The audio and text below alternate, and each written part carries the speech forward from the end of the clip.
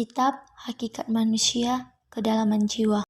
Pandangan Alkitab tentang hakikat manusia membahas nilai dan martabat manusia menurut ajaran Kristen. Manusia dipandang sebagai ciptaannya yang mulia, mencerminkan citra Allah, dan memiliki martabat yang transendental.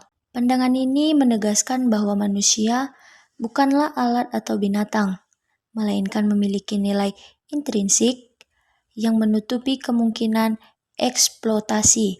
Selain itu, penilaian moral Gereja Katolik terhadap aborsi dan penghormatan terhadap martabat manusia menjadi sorotan penting dalam konteks ini. Faktor-faktor seperti keimanan, perkembangan zaman, dan pengaruh lingkungan berperan dalam mempengaruhi moralitas dan tindakan manusia, termasuk dalam hal aborsi. Pandangan Alkitab dan ajaran Kristen menentang individu untuk menjalani kehidupan praktis yang mencerminkan kepercayaan kepada Allah sebagai pencipta, penyelamat, dan pembaharu. Pandangan Alkitab tentang hakikat manusia menunjukkan bahwa manusia adalah ciptaan yang istimewa yang diciptakan oleh Allah seturut gambar dan rupanya. Manusia memiliki perbedaan dengan ciptaan-ciptaan lain yang diciptakan dalam skenario penciptaan alam semesta. Allah menciptakan manusia dengan keberadaannya yang memiliki kualitas unik, termasuk kelebihan-kelebihan yang tidak dimiliki oleh ciptaan-ciptaan lain. Manusia diciptakan Allah dengan kemampuan berpikir dan melakukan segala sesuatu berdasarkan apa yang dikehendakinya. Manusia merupakan puncak segala penciptaan. Alkitab menjelaskan bahwa manusia dibentuk dan diciptakan oleh Allah. Manusia itu adalah ciptaan Allah yang paling mulia dan tertinggi. Manusia adalah gambar Allah. Inti gambar Allah itu ialah hubungan tanggung jawab terhadap Allah yang diberikan kepada manusia. Manusia memiliki jiwa yang abadi. Alkitab menjelaskan bahwa manusia memiliki jiwa yang abadi yang tidak akan mati setelah kehidupan fisik berakhir. Manusia dapat berbuat baik dan beriman sesuai dengan gambaran Allah yang telah ditetapkan. Hakikat manusia harus diambil di seluruh nisbahnya, tidak hanya keselarasan batin antar bagian-bagian dan kemampuan-kemampuan yang membuat manusia sendiri, tetapi juga keselarasan antar manusia dengan lingkungannya. Pengertian manusia menurut Alkitab adalah manusia merupakan makhluk ciptaan yang istimewa, yang diciptakan oleh Allah menurut gambar dan rupanya. Manusia mempunyai tugas dan kewajiban yang unik, termasuk memenuhi tugas yang diberikan oleh Allah, seperti beranak cucu dan bertambah banyak, memenuhi bumi dan memenuhinya, dan menguasai ciptaan Allah yang lain. Manusia juga memiliki kemampuan untuk berpikir dan membuat pertimbangan yang etis. Hakikat manusia juga dapat berbagai konsep yang menunjukkan bahwa manusia adalah karya Allah yang memiliki potensi untuk menciptakan keselamatan dan kesuksesan. Allah menunjukkan bahwa manusia diberikan kesempatan untuk menerima keselamatan, juga menunjukkan bahwa Allah memilih orang-orang yang menerima keselamatan, tetapi pemilihan itu bukan hanya berdasarkan yang telah ditentukan oleh Allah, namun juga oleh respon dan bertanggung jawab bahwa manusia mempunyai potensi untuk mencari Allah. Manusia menurut Alkitab. Dalam Alkitab, manusia memiliki kehendak bebas yang memiliki kemampuan bebas untuk taat atau tidak pada hukum Allah. Manusia juga memiliki kemampuan untuk membedakan serta memberikan dorongan yang disebut dengan hati nurani. Perbedaan pandangan dalam susunan kejiwaan manusia antara lain dikotomi dan trikotomi. Dengan gereja barat umumnya menerima pandangan dikotomik, sedangkan gereja timur umumnya menerima trikotomik. Dalam perspektif Kristen, manusia memiliki tanggung jawab terhadap dirinya sendiri, sesama, alam, dan kepada Tuhan. Manusia tetap menawarkan dirinya sendiri, yakni menawari akalnya, hatinya, dan fisiknya, bertanggung jawab terhadap sesama karena memiliki sifat sosial yang berbeda dengan ciptaan Tuhan lain. Bertanggung jawab terhadap alam secara utuh karena sebagai amanat Tuhan yang kekal. Dalam sintesisnya, hakikat manusia dalam perspektif Alkitab dipahami sebagai makhluk ciptaan Tuhan yang unik dan berbeda dengan ciptaan Tuhan lainnya. Memiliki keunikan dalam hal intelektual, sosial fisik, dan spiritual, serta memiliki tanggung jawab terhadap diri sendiri, sesama, alam, dan kepada Tuhan. Hakikat manusia dalam pandangan iman Kristen tentunya berpijak pada Alkitab, khususnya dalam kitab Kejadian 1 ayat 26-27. Pernyataan Allah mengenai penciptaan alam semesta, dan termasuk juga di dalamnya mengenai penciptaan manusia. Bahwa manusia diciptakan oleh Allah menurut rupa dan gambar Allah sendiri. Terdapat beberapa pandangan Kristen tentang hakikat manusia yang dapat diambil dari kitab Kejadian, yaitu 1. Manusia dibentuk dan diciptakan oleh Allah. Dalam Kejadian 1 ayat 26-27 dinyatakan bahwa manusia merupakan ciptaan Allah, bukan jelmaan sebagian dari Allah atau anak biologisnya. Asal-usul manusia menurut agama Kristen, manusia adalah hasil karyanya yang diciptakannya secara unik, berbeda dengan ciptaan lainnya. Allah membentuk manusia dengan tangannya sendiri dan menghembuskan napas hidup ke dalam hidungnya. Manusia dibentuk menurut rencana Allah. 2. Manusia diciptakan menurut gambar dan rupa Allah. Dalam Kejadian 1 ayat 26-27 dinyatakan bahwa Allah menciptakan manusia menurut gambar dan rupa Allah, baik laki-laki juga perempuan.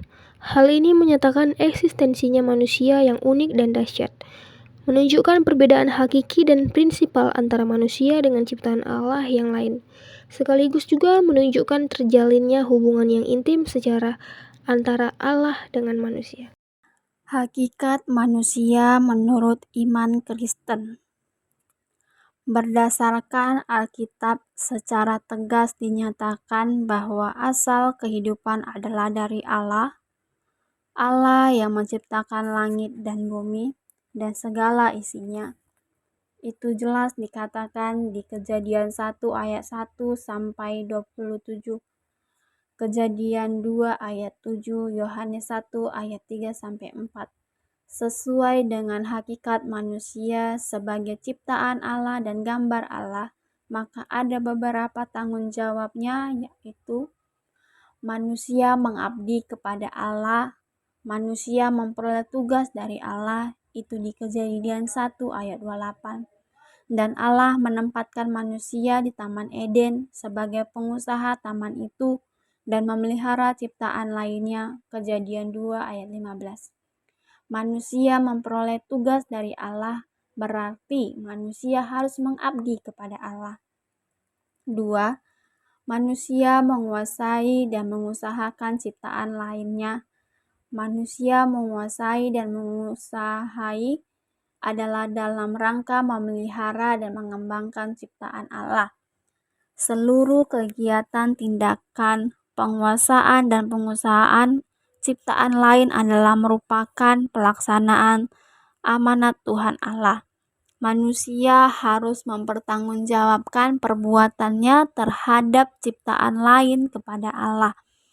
Manusia Kristen menjadi garam dan terang dunia. Orang Kristen mendapat 2 mandat dari Allah, yaitu mandat budaya dan mandat rohani. Mandat budaya hanya ditujukan kepada orang-orang Kristen. 3. Manusia Kristen menjadi garam dan terang dunia. Orang Kristen mendapat 2 mandat dari Allah, yaitu mandat budaya dan mandat rohani. Mandat budaya diterima semua manusia secara umum termasuk orang-orang Kristen. Tetapi mandat rohani hanya ditujukan kepada orang-orang Kristen. Mandat budaya adalah menguasai, mengusahai, dan memelihara ciptaan lain. Sedangkan mandat rohani diterima oleh murid-murid Yesus setelah dipanggil dan diutus pergi ke seluruh dunia. Mandat rohani meliputi tanggung jawab untuk menjadi garam dan terang dunia. Matius 5 ayat 13-16. Amanat agung Yesus untuk memberitakan Injil, Matius 28 ayat 19-20. Sebagai garam dan terang dunia, orang Kristen berperan memberikan kualitas yang baik di tengah-tengah dunia dan juga menunjukkan suatu yang lebih baik kepada dunia, sehingga dunia dapat melihat perbuatan-perbuatan yang baik dan memuliakan Allah di surga. Orang Kristen turut menyelamatkan dunia. Arti penyelamat yang dimaksudkan dalam hal ini adalah suatu perbaikan, penyembuhan, pembebasan, dan pemeliharaan dunia sekitar yang dibutuhkan.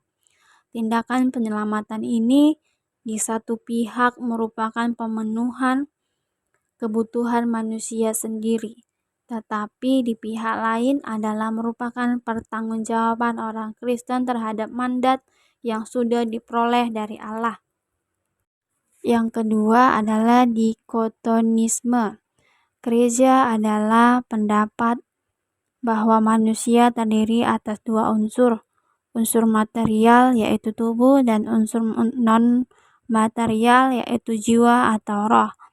Dikotomisme dianut sejak sekitar awal mula pemikiran Kristen.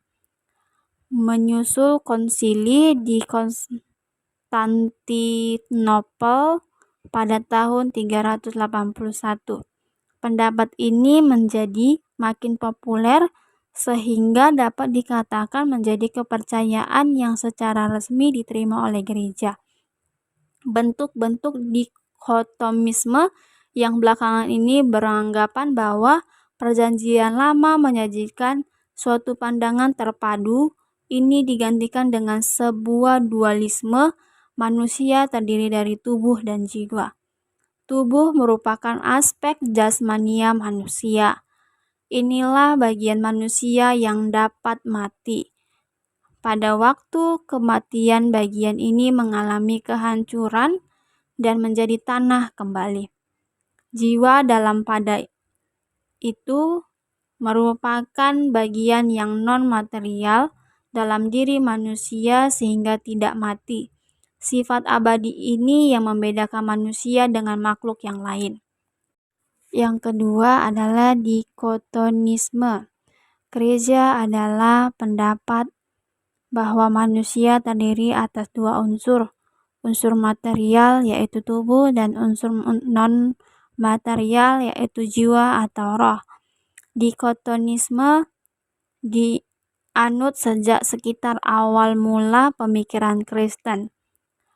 Menyusul konsili di Konstantinopel pada tahun 381. Pendapat ini menjadi makin populer sehingga dapat dikatakan menjadi kepercayaan yang secara resmi diterima oleh gereja. Bentuk-bentuk dikotomisme yang belakangan ini beranggapan bahwa Perjanjian Lama menyajikan suatu pandangan terpadu, ini digantikan dengan sebuah dualisme manusia terdiri dari tubuh dan jiwa. Tubuh merupakan aspek jasmania manusia. Inilah bagian manusia yang dapat mati. Pada waktu kematian bagian ini mengalami kehancuran dan menjadi tanah kembali. Jiwa dalam pada itu merupakan bagian yang non-material dalam diri manusia sehingga tidak mati. Sifat abadi ini yang membedakan manusia dengan makhluk yang lain. Monisme mendesak bahwa manusia tidak boleh dianggap sebagai terdiri atas beberapa bagian atau berbagai kesatuan, namun sebagai kesatuan yang radikal. Dalam pengertian monistik, Alkitab tidak memandang manusia sebagai tubuh, jiwa, dan roh, tetapi hanya sebagai suatu kepribadian menurut pandangan monisme. Manusia berarti memiliki tubuh.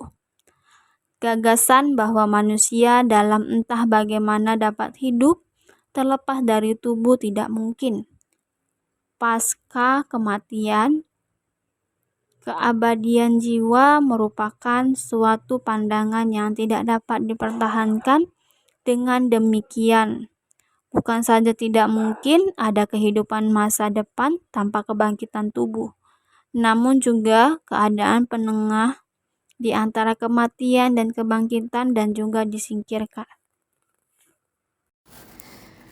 Dalam Perjanjian Lama ada beberapa kata untuk dosa. Kata yang pokok artinya adalah tidak kena. Dalam Perjanjian Baru, dosa adalah anomia, jadi dosa adalah perbuatan yang tidak sesuai dengan kehendak Allah. Kata dosa sudah lazim dipergunakan di kalangan Kristen. Dosa tidak kalah sama dengan kejahatan. Dosa itu tidak boleh dijadikan istilah etika manusia yang berbicara tentang pelanggaran berbagai aturan atau kebiasaan. Tetapi, kata dosa adalah istilah teologia yang langsung ada sangkut pautnya dengan hubungan antara Allah dan manusia. Menurut Becker, pengertian dosa yaitu dalam Perjanjian Lama dimengerti sebagai ketidaktaatan, yaitu diungkapkan melalui istilah pesya atau pemberontakan, kata atau pelanggaran, dan awon artinya perbuatan yang tidak senonoh. Sedangkan dalam Perjanjian Baru, dosa juga diartikan sebagai ketidaktaatan. Tetapi yang dimaksud di sini tidak hanya melanggar hak dan hukum Taurat Allah, tetapi juga melawan Allah sendiri. Padahal dosa menurut Kejadian 4 ayat 7 adalah musuh yang setiap saat telah mengintip di depan pintu hati manusia untuk memasukinya. Dosa senantiasa menyembunyikan diri di belakang perbuatan-perbuatan yang tampaknya baik. Dosa sudah ada di alam semesta sebelum Adam dan Hawa jatuh ke dalam dosa. Ini terbukti dari lahirnya penggoda yakni ular di Taman Eden. Kejadian 3 menjelaskan jalannya peristiwa pencobaan. Si ular meyakinkan bahwa Hawa dan Adam akan menjadi sama seperti Allah, yakni mengenal mana yang baik dan mana yang jahat. Kepada keinginan jahat inilah perhatian Hawa dipusatkan dan keinginan inilah yang disoroti untuk menjadi asal mula dosa. Alkitab demikian dimulai juga dengan tindakan yang dilakukan oleh manusia dengan kesadaran penuh. Dosa memiliki sifat yang mutlak. Dalam lingkungan yang etis, perbuatan yang baik dan jahat itu mutlak. Dosa menempati kedudukan dalam hati. Dosa tidak mengendap dalam bagian jiwa tetapi dalam hati. Sikap manusia terhadap Allah. Perubahan sikap Adam dan Hawa terhadap Allah menunjukkan pemberontakan yang terjadi dalam hati mereka. Bersembunyilah manusia dan istrinya itu terhadap Allah Yahweh di antara pohon-pohon dalam taman. Kejadian 3 ayat 8. Dan ditutuplah dirinya dengan cawat. Kejadian 3 ayat 7.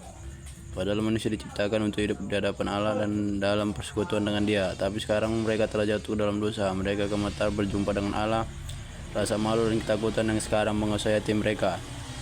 Kejadian 2 ayat 25, 3 ayat 7, Kejadian 10 menunjukkan bahwa perpecahan sudah terjadi. Akibat-akibat dari kejatuhan di dalam dosa meluas sampai alam semesta. Terkutuklah tanah ini karena engkau. Manusia adalah mahkota seluruh ciptaan. Jadilah menurut gambar Allah dan karena itu merupakan wakil Allah. Kejadian 1 ayat 26. Bencana kejatuhan manusia ke dalam dosa mendatangkan bencana laknat atas alam semesta yang terjadinya. Manusia telah dikaruniai kuasa.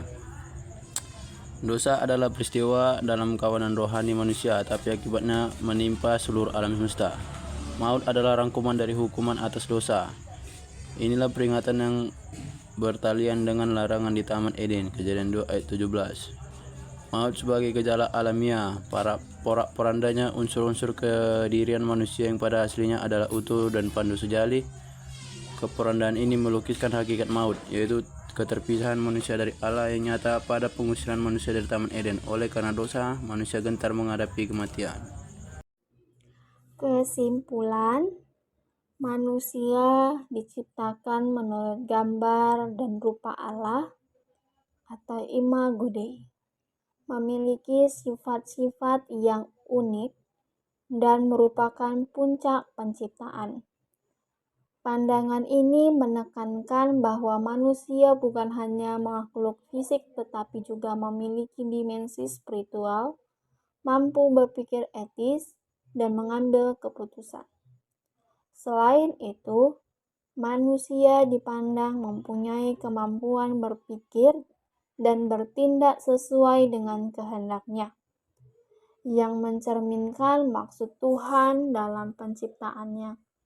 Pemahaman ini menonjolkan keistimewaan manusia di mata Tuhan. karena mereka dibentuk oleh tangan Tuhan sendiri dari debu tanah dan dihembuskan nafas hidup ke dalam hidungnya, sehingga manusia itu mempunyai kehidupan. Dan sejak semula, Allah menciptakan manusia itu dengan sangat amat baik, bahkan segambar dan serupa dengan Dia, dan manusia itu hidup tanpa dosa. Di Kejadian 1 ayat 31 yang isinya akan saya bacakan. Maka Allah melihat segala yang dijadikannya itu sungguh amat baik. Jadilah petang dan jadilah pagi, itulah hari ke-6. Manusia diciptakan menurut gambar Tuhan atau imago Dei. Manusia serupa dan segambar dengan Allah, dan manusia adalah puncak dari semua penciptaannya. Manusia adalah ciptaan yang paling istimewa dari ciptaan yang lainnya. Bahkan manusia mempunyai hubungan yang erat dengan Allah, sehingga Allah menugaskan manusia untuk mengusahakan taman yang ada di tengah-tengah mereka. Bahkan memberikan mandat kepada manusia untuk menguasai segala yang diciptakan Allah. Sehingga manusia mempunyai ikatan yang begitu erat kepada Tuhan atau kepada penciptanya. Tetapi hakikat manusia berubah di Kejadian 3